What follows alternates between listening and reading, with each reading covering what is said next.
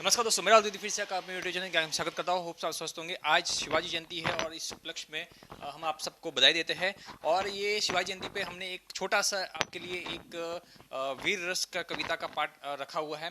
तो आप जरूर इस वीडियो को अंत तक बने रहिए और इसे सुनिए और इसे जरूर शेयर कीजिए ताकि हर व्यक्ति तक शिवाजी की वीर रस की कविता पहुँच सके और उसके बारे में उनको पता चल सके।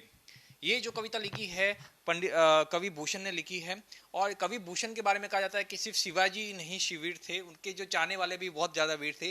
तो कवि भूषण के बारे में कहा जाता है कि वो औरंगजेब के जो अपना जो राज दरबार रहता है उसके कवि थे। और उन्होंने वहाँ पे कई सारी कविता को पाठ किया था। तो औरंगजेब के टाइम में क्या होता था कि सब जितने भी कवि थे या तो प्यार की कविता सुनाते थे वैसा सुनाते थे। तो एक दिन औरंगजेब ने बोला कि भाई मेरे में सिर्फ क्या सब सही है, आप मेरे में बुराई में भी तो ढूंढ के कविता बना सकते हैं और अगर किसी में हिम्मत है तो आप जरूर बनाइए और हम कुछ नहीं करेंगे। तो उस बेस पे कवि भूषण ने एक ऐसी कविता बोली कि औरंगजेब को मिर्ची लग गई और उसने इशारा में उसको गिरफ्तार करने की वो दे दिया, मतलब उसको दे दिया। बट कैसे भी करके कवि भूषण वहाँ से भाग के शिवाजी के वहाँ पे पहुँचे और शिवाजी के दरबार में पहुँचे और उन्होंने बोला कि मुझे यहाँ पे काव्य पाठ करना है। और उन्होंने फिर शिवाजी की तारीफ में एक ऐसी कविता लिखी जिसका मतलब आप बोल सकते हैं कि उसका मतलब कोई तोड़ नहीं है। तो उस वीर रस की कविता में उन्होंने शिवाजी की सेना और शिवाजी के बारे में बताया है। सो हम इस कविता में आप उनकी जो लिपि है जो लिखित है वो ब्रजभूमि की लिखी है और उसमें मतलब आप बोल सकते हैं ब्रजभूमि की ब्रज भाषा का इसमें से वर्णन किया गया है। तो हम आपको ब्रज भाषा की जो लिखी हुई जो कविता है वो वीर रस कविता, उसके साथ साथ उसका क्या मतलब है उसके बारे में हम आपको कवि भूषण जो शिवाजी की सेना का वर्णन करते हुए कहते हैं, साजी चतुरंग वीर रंग में तुरंग चढ़ी सरजा शिवाजी जंग जितन चलत है, भूषत बनत नाद विहद नगारन के नदी नद मद गेबरन के रलत है। मतलब कहते हैं कि छत्रपति शिवाजी जो है इतने वीर और कौशल है, वो अपनी चतुरंगी सेना के साथ अगुवाई करते हुए मतलब युद्ध के लिए चल पड़े हैं। और नगाड़ों की आवाज से मतवालों के हाथी के जो पैर जो थे उससे जितने भी नदी नाले हैं वो सब भर गए हैं। आगे कवि क्या बोलते हैं, एल फेल खेल फेल खलक में गेल गेल गजन की ठेल फेल सेल उसलत है, तार सो तरनी दुरी धारा में लगत जिमी, धारा पर पारा पारावर हो हलत है। पारा मतलब सूर्य होता है। भीड़ के कोलाहल के मतलब जो जितनी भीड़ उनमें जमा हुई, चिक पुकार के फैलने से रास्तों पे जो है खलबली सी मच गई है। और हाथियों की चाल ऐसी कि धक्का लगने से आसपास के पहाड़ भी उनके उखड़ गए। वो इतने सारे हाथियों के उन्होंने गर्जना को बताया है। विशाल सेना के चलने से उड़ने वाली धूल के कारण सूरज मतलब पारा जो है वो भी एक टिमटिमाटे तारे से दिख रहा है। विशाल चतुर की सेना के चलने से संसार में ऐसे डोल रहा है जैसे थाल में रखा हुआ पारा हिल रहा है। मतलब जैसे थाल में पारा रख देते वैसा हिल रहा है, वैसे संसार हिल रहा है। फिर बाद में कवि और आगे कहते हैं, बाने फहराने गहराने घंटा गजन के, नाई ठहराने राव राने देश देश के, नग बहाने ग्राम नगर पराने सुनी, बाजत निशाने शिवराज तू नरस के। शिवाजी सेना के झंडा के फहराने, इसके बाद कवि कहता है इसका अर्थ यह है कि शिवाजी सेना के झंडों के फहराने से हाथियों के गले के बंधे हुए घंटों की आवाजों से देश देश के राजा महाराजा है वो पल भर भी ठहर न सके। नगाड़ों की आवाज में पहाड़ तक हिल गए, गांवों के नगरों के इधर उधर लोग जो है वो भागने लग गए।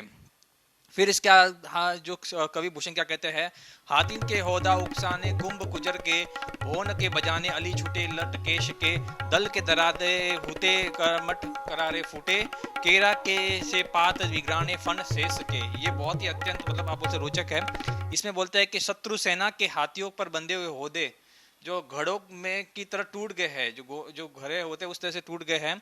शत्रु के देशों की स्त्रियां मतलब जो मुगलों की स्त्रियां या जो उनके साथ उनके साथ लड़ने आए थे उनकी जो स्त्रियां है वो अपने अपने घरों से भागी और उनके केश जो हवा में ऐसे उड़ रहे थे जैसे कि भंवरों का जो झुंड रहता है, जो भंवरे होते हैं उनके झुंड रहता है वो उड़ रहा है। शिवाजी की सेना के चलने से धमक के कछुए की मजबूत पीठ भी है वो भी टूट गई है। मतलब इतना उन्होंने उसका वर्णन किया है। और इसके बाद शेषनाग के फन जो है मानो ऐसा हो गया कि केलों के पत्ते की तरह खुल गए हैं। तो इस तरह से उन्होंने ये पूरा इसका वर्णन किया है। फिर आखिर में जो इस कविता का जो आखिरी पार्ट है उसमें उन्होंने बोला है, इंद्र जिमी जम्ब पर बांडव सुहब पर रावण संदप पर रघुकुल राज है, कौन बारी बाह पर शंभु निजातिना पर जो शस्त्र बाह पर राम द्विजराज है, दावा दुम दंड पर चिता मग्र दंड पर भूषण वेतुंड पर जैसे मग राज है, तेज तम असर पर कान जिमी कंस पर जो मलिच बस पर सेव शिव राज है। इसका अर्थ यह है कि जिस प्रकार जंबासुर का जो वध है इंद्र ने किया था, समुद्र पर बड़वनाल है, राम के दम पर रघुकुल राज है, रावण के दम पर रघुकुल राज है, बादलों पर पवन है, रति के पति अर्थात कामदेव पर शंभु अर्थात भगवान शिव है, शस्त्र बाहु पर परशुराम है, पेड़ों के तनों पर दावानल है, हिरणों के झुंड पर चीता, हाथी पर शेर, अंधेरे पर प्रकाश की किरण है, कंस पर कृष्ण भारी है, उसी प्रकार से मल्लेश वंश पर शिवाजी शेर के सम्मान है।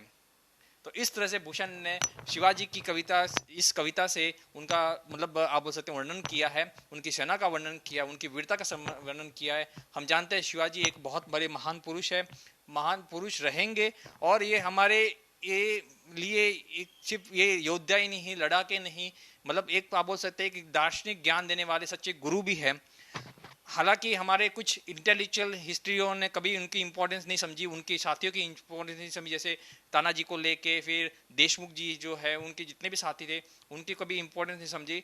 बट हमें इनकी इंपॉर्टेंस समझना बहुत जरूरी है, और हमारे देश के लोगों तक ये जितने भी वीर पुरुष हमारे इधर हुए हैं उनके बारे में जानना जरूरी है। हम फ्रांस की क्रांति के बारे में अपने हिस्ट्री के बुक्स में पढ़ते हैं, बट शिवाजी की कोंडा की लड़ाई और प्रतापगढ़ की लड़ाई के बारे में कभी नहीं पढ़ा है हमने।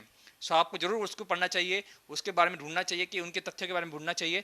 और होप सो आपको ये अगर ये कविता पाठ अच्छा लगा होगा रस कविता का, तो हम आगे भी ऐसे कई सारी अपने जो वीर पुरुषों की कविता है या उनकी कोई कहानियां हैं हम लेके आएंगे और आपके लिए बताएंगे। So thank you for watching this video. जय हिंद, जय भारत, वंदे मातरम।